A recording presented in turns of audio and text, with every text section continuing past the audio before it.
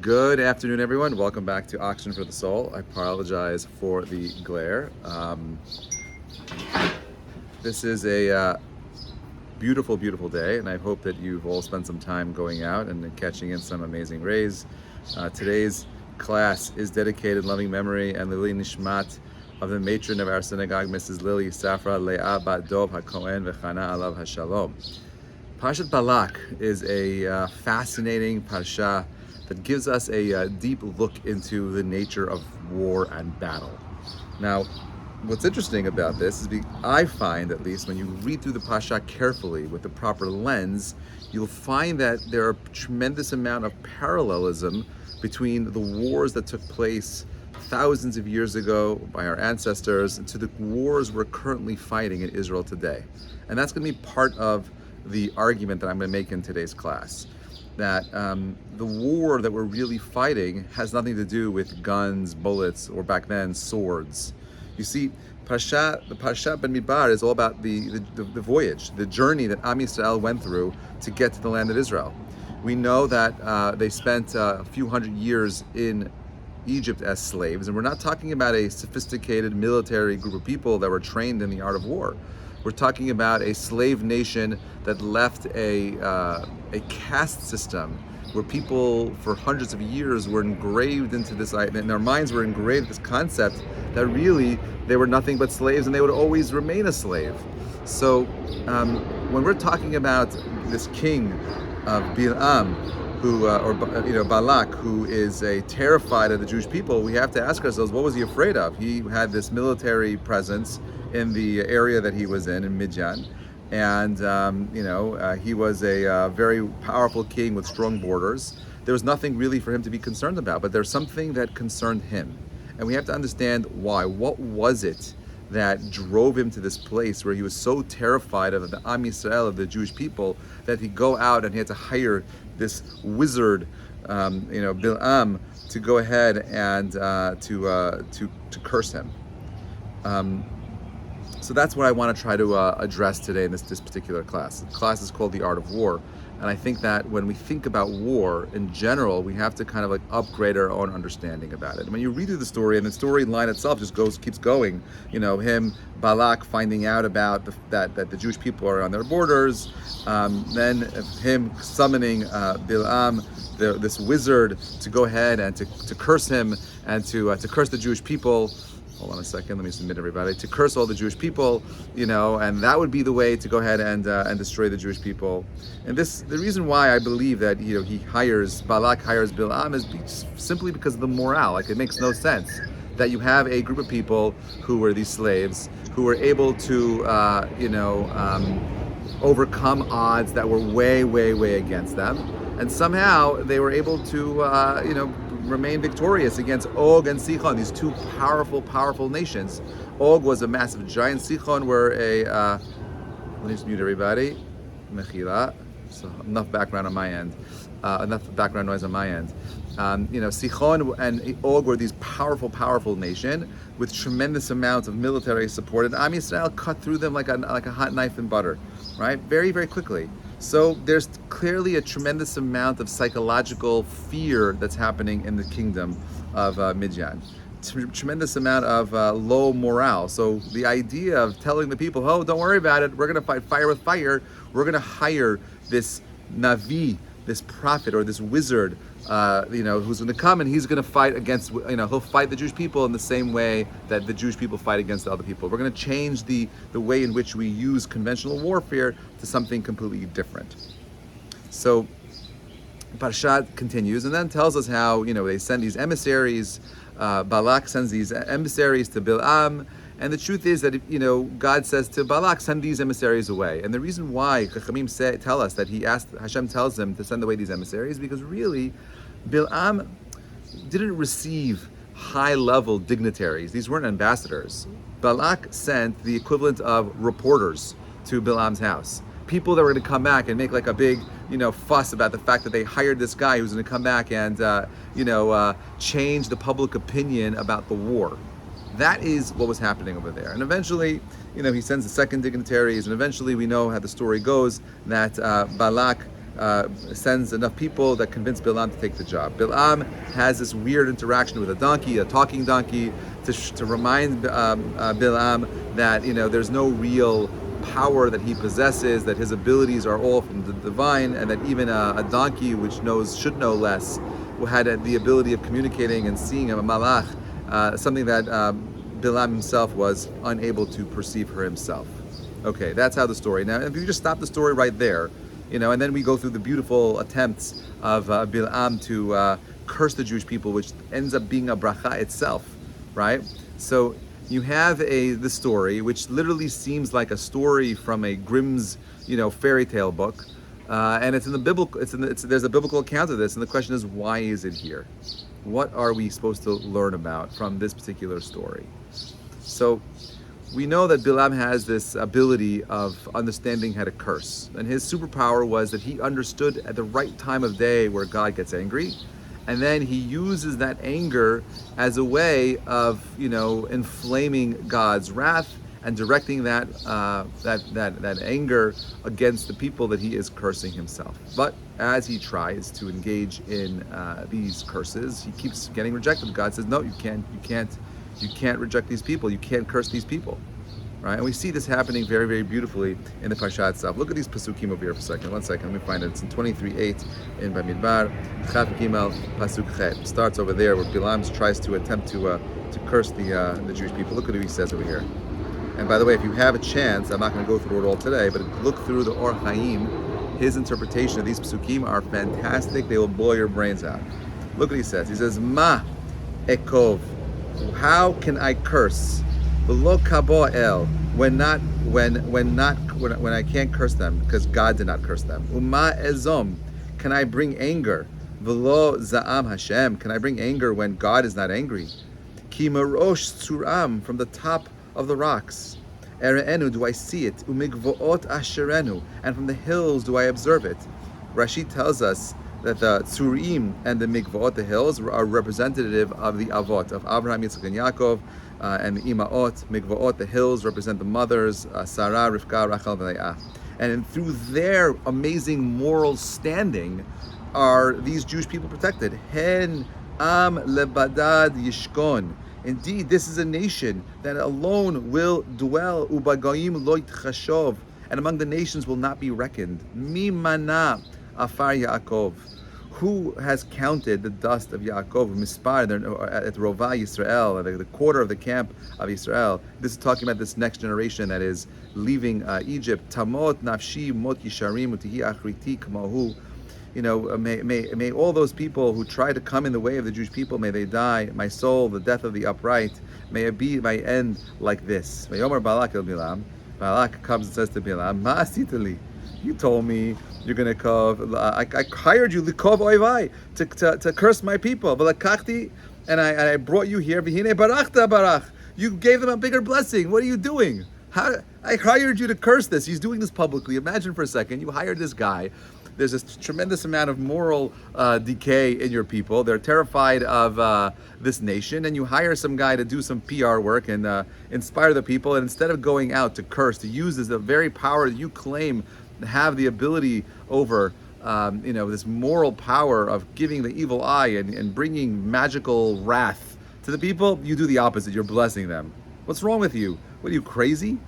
Right? You see this very clearly here. He's trying to do all these terrible things, but it doesn't work. It's being reversed. Listen to what the Or Chaim says. The Or Chaim says as follows. He said that all people are guilty of some sort of a transgression. Because everyone does something. No one's perfect. You, me, you, everyone here listening, at some point, we're human. We're going to make mistakes, right? But the fact that we continue on as though nothing happened, right? How does that work? We make mistakes, and God, there's no lightning bolt that comes down and hits us, right? There's no punishment that happens immediately. How does that work? So we know there's something called the Yud Gimel Ikarim. There's 13 principles of that are God created in the world to ensure this Yud Gimel Midot, these 13 principles of God's character trait that allow us to survive. And he says, Se'avon. He is a supporter of iniquity. He's a supporter of our sins. That's one of the 13 attributes of mercy that is revealed in the book of Exodus.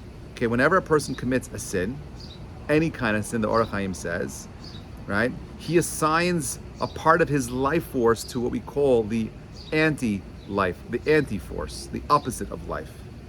And until this sin is punished or atoned for, the anti-force has the right to withdraw a portion of the fresh, divine life force that pours into that human soul, constantly, without cease. Right? There's an endless stream of life necessary to keep us alive. And when we do a sin, when we do chas v'shalom, when we do an avera, this sin pulls out some of this life force from the system itself. It drains us a little bit. But to draw this life force, right, the anti-force has to be able to attach itself to the soul of the sinner. So how does that work? It attaches itself to the sinner in two places. The highest point of origin is in his soul, and at the lowest point where the soul connects to his lower being. And as long as these 2 points are sealed off, right, that means that there are high moral standings, even though we make mistakes. Sometimes we make mistakes, it's okay. But as long as those 2 parts are sealed off, that anti-force cannot attach itself and is therefore incapable of drawing any of the sinner's life force. Nothing can happen. And therefore the Chachamim tell us that Bilam's statement, right, where he says over here, like Kimarosh Tzuram Arenu Migvaot Asherena, right, that is talking about the power of our ancestors that we had before them and their high moral standing. Okay, they represent this highest form, the highest point of our souls, and the lowest part of our souls. They're that bridge between these 2 worlds. Okay, and therefore, because of their merit, Bilam was unable to attach this anti-force, this evil curse of his, onto the Jewish people. Now, sins are inevitable, okay? It's very much part of a human existence. And it has to do with the fact that God gave us free will. Our free will enables us to make these choices. Now, everyone at some point is going to have to make an accounting for their failures and for our shortcomings, all right? And eventually we're going to face our final judgment. And I often believe that the way in which we deal with our poor choices is that it's inevitable. It'll find the way, karma or God finds a way to make sure that we have to reface these challenges at some point. Now, my personal moral shortcomings, right, does not affect the collective moral merit of the Jewish people, as long as 2 things remain in place. Number 1, my unshakable commitment to preserve the unique flavor of the Jewish people and the nation, right? Unshakable commitment to the patriarchs and the matriarchs, and 2, the commitment to teaching the next generation, the children of the same exact concepts, the idea of preserving Jewish values for the next generation. As long as these 2 commitments are preserved, as long as these 2 aspects of our unique mission in this world is preserved, right, we could dwell amongst the nations and not worry about anything. It can be very clear. As long as Judaism maintains a high standard of moral interest for ourselves, and with a high level of on this teaching it to the next generation. I'm not talking about teaching it in a superficial way. This is where we make a mistake. My son had a wedding, got married on Sunday night, and we had a beautiful wedding, and so we're in the middle of Sheva Brachot right now. Last night I had my mother wanted to throw a Sheva Brachot, and she found some place in Queens, like a classical Uzbeki restaurant. My family's from Uzbekistan, and she wanted like a authentic classical Bukharian Sheva Bracha party. So you walk into a room and the table is set with 5 tiers of trays of food stacked on top of each other. It's just a gross expression of opulence of food. Then you have to have musicians, and you have to have these colorful robes called jama, and you got to dance between each serving and each course, and then you got to tell speeches, and you're drinking, making l'chaim. It's like a whole night affair. And while I am very proud of that culture, I also feel that some of it is somewhat of a distraction. Meaning, yes, we should party, but the purpose of the party is to celebrate the union of 2 people that are making a commitment of a deep commitment to each other, where they can build a life of love and happiness, and also a commitment to their Jewish heritage. Meaning, like, for two people to get married and have a Jewish chuppah, but have zero interest in preserving Jewish ideals and values, it's not a waste, but it's almost like a waste. It's like what a chaval. Like, there could be so much more there. That's the point of the wedding is to not just have two people come together, but it's the potential in them building a beautiful, brighter future. Exactly what the Or Chaim says helps protect the Jewish people. But when the externals become the primary objective of our Judaism, when our Judaism becomes about coats, when it becomes about coats and goats, right? Because you're eating lamb or whatever it is you're eating, that's what it's about. That's your culture. Then you're failing to understand what it means to be Jewish. To be Jewish means to work hard, diligently, to perfect your traits, your midot. To be Jewish means to have a clear moral compass. To be Jewish means that I am engaging in asking difficult questions about, am I bettering myself? Am I working on myself? Am I doing the same thing over and over again?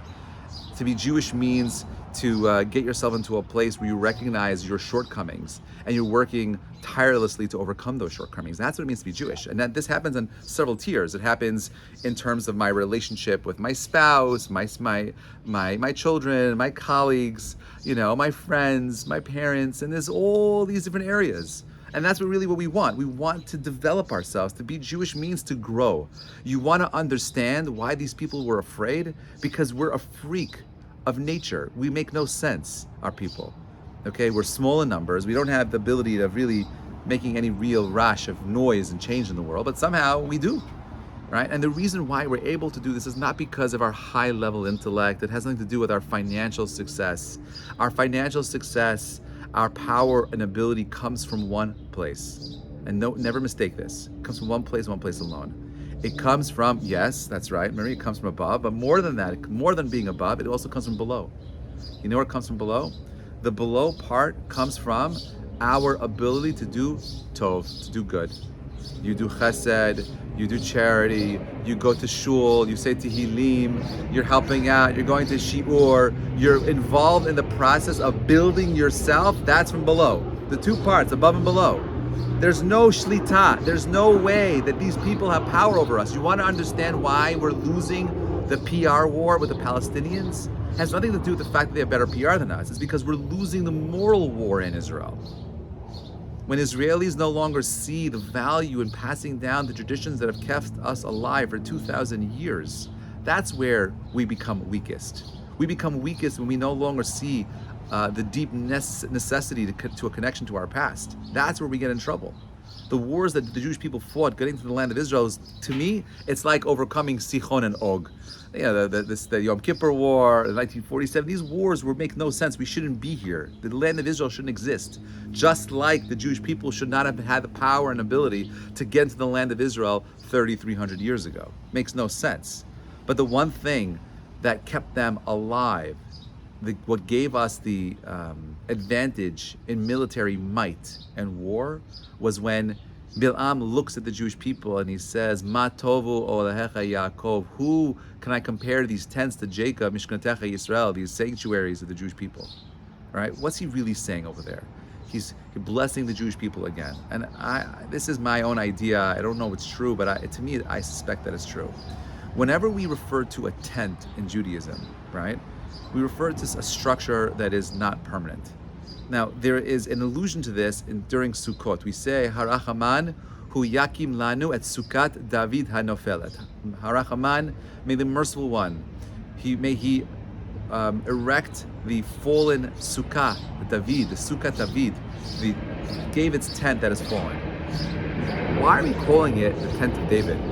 It's a weird thing to call it. We call it the Beit Mikdash, call it the temple. Harachamanu yakim lanu et Beit Mikdash, the temple that fell. Why is he referring to it as a tent? So this is what I think. This is how I understand. This is based on the Maharal. The Maharal says, Harachamanu yakim lanu tzugat David hanofelet. The reason why we're specifically referring to the tent of King David is because when a tent collapses and you put it back, you have exactly the same structure that was there before. But that's not true with a house. When a house falls down and you burn it down it's destroyed, you want to rebuild it again, it's never exactly the same house again. And we're talking about rebuilding our temple. When we talk about rebuilding our home, we want it to have a deep rooted connection to our past. We want it to be connected to the patriarchs, the matriarchs, the people, the prophets, the best of our people, the people of the highest moral standing. That's what we want. I don't want just another house. I'm not interested in that. I don't want the same exact stuff of that was there before. I want or something new. I want something that's connected to exactly what was in the highest form that was. So when he says Ma tova olecha Yaakov, what are so unique about the tents? Rashi tells us that what he saw was that the Jewish people's tents were unaligned, that everyone's door was not facing each other, which means when you open the door, no one could look into the house, that no one was looking at what the other person had. People were content with where they were because they understood, my friends, that the avodah is pnimi. I don't look at what the other people have. I don't compare myself to, oh, this person has that, and I want that. There's nothing wrong with wanting. But when that, again, becomes the focus of your life, you're living a superficial life. The idea is to look pnimi, internal, inside of yourself, and ask yourself, who do you want to be and where do you want to go? That's the most important question to ask yourself. This is exactly what Bilam saying. He praised the Jewish people for being at a moral standing where they're able to look within only, not without. And if you have Matova Olecha Yaakov, eventually you'll be able to build Mishkanotecha Yisrael, these sanctuaries. The Rav Hirsch calls the sanctuaries mansions. These massive, magnificent palaces, these holy sanctuaries are built from individuals who are able to connect to their deep values of their past into the future. You could build a beautiful home, it could be empty. It could have all the things in it, but it could be completely empty. The way we fill our homes up with something meaningful and powerful is with teaching, with singing, with Shabbat, the holidays, with guests, opening up our homes to people that are in need. That's how we make our home into a sanctuary. The holiest place in Jewish life is the home. The holiest life in Judaism is the shulchan, is the table where you sit down and you break bread, make hamotzi, make kiddush. That is how you ensure the next generation is strong and powerful. That is how we create a future for our people. But if all it is taking and reevaluating what I'm missing and lacking, you're going to be like everybody else. And it's interesting, though, that at the end of the parasha we know that the way in which the Jewish people end up sinning and paying for they end up losing this first battle with them is because of the moral corruption that happens. That Balak realizes that the way in which I'm going to get the Jewish people to sin is through sexual immorality. We're going to get the daughters of Midian to dress up like prostitutes, and we're going to give them free in our country. If you're Jewish, free prostitution. You don't have to pay for a hooker; you get it for free. And unfortunately, this act of moral defilement is what ended up destroying the Jewish people in this first round of battling with Midian. We lost that part because whenever there is a moral corruption among the Jewish people, whatever that powerful life force that protects us is sucked out, and God forbid those curses take place and they work and they harm us. And this is true, I believe, today as well. When we become morally corrupt, Israel becomes morally corrupt, whatever power that helps us keep that beautiful country together, God forbid, is weakened. But when we stand together and we care for one another and we're working hard towards building this inner moral foundation, that is how we succeed in winning our battles. Right? The Holocaust survivors built the state of Israel. Right? People who are emaciated, broken, coming out of concentration camps. That's who started 1947. These were people with nothing. A generation later, you're talking about the children of people who had nothing. Also, same thing. We are the most fortunate generation. We're so far removed from that world of torture and pain and suffering. The one thing that we have is all the luxury in the world. We have everything we could possibly want. Are we using it all to work on ourselves internally? I believe that is the message of the parasha itself. You have a guy named Bilam who could talk to God. He's a prophet. And the only thing he's obsessed with is his own pocket. The only thing he's obsessed with is trying to make a financial buck from his abilities. If that's what we become, you're no different than a Balak, a Bilam, a person who has the power of connecting to God, but whose donkey is able to speak and communicate in a way way more profound than himself. Become more than the donkey. The donkey in Hebrew is called a chamor, right? In Judaism, in Kabbalistic terms, chamor has the same letters as the word chomer, right? Material. If you become a materialistic individual, you're grounded into the world of the base world of the physical, you're unable to strive above. Whenever you read the psukim about the Avot, Abraham, Yitzchak, Yaakov, it says they're riding on top of the donkey. Where else would they be riding? And the reason why they say this is to teach you that they reached a high level of reaching above the chomer, above the material. That is the world that you and I want to live in. You want to be able to win wars. You want to understand the art of war. The art of war has nothing to do with how great your people is. The art of war has nothing to do with how well trained you are. The art of war has to do with the inner moral standing. And maybe this would even help us explain a little bit about what's happening right now in Ukraine. Maybe the Ukrainians are in a better moral position than the Russians are, which is why the Russians are so quick to give up and run away. The real power to our people, to humanity, is being in a moral place of victory. With that, nothing can stop us. Wishing you all a Shabbat Shalom Mevarach. May you recognize your moral powers. Never give up on yourself. Don't allow yourself to be corrupted by the dark side of the force. Connect yourselves to that which is beautiful and light and right. Work on becoming better, greater, bigger than you possibly can think of. Never settle for anything less than excellence and the best from yourself, and you will see yourself living in a world of true bracha, a world of peace, of shalom, a world without war, a world without greed, a world where people are able to recognize the Tzelem Elokim in us all. Shabbat Shalom Mevarach. Thank you so much for listening.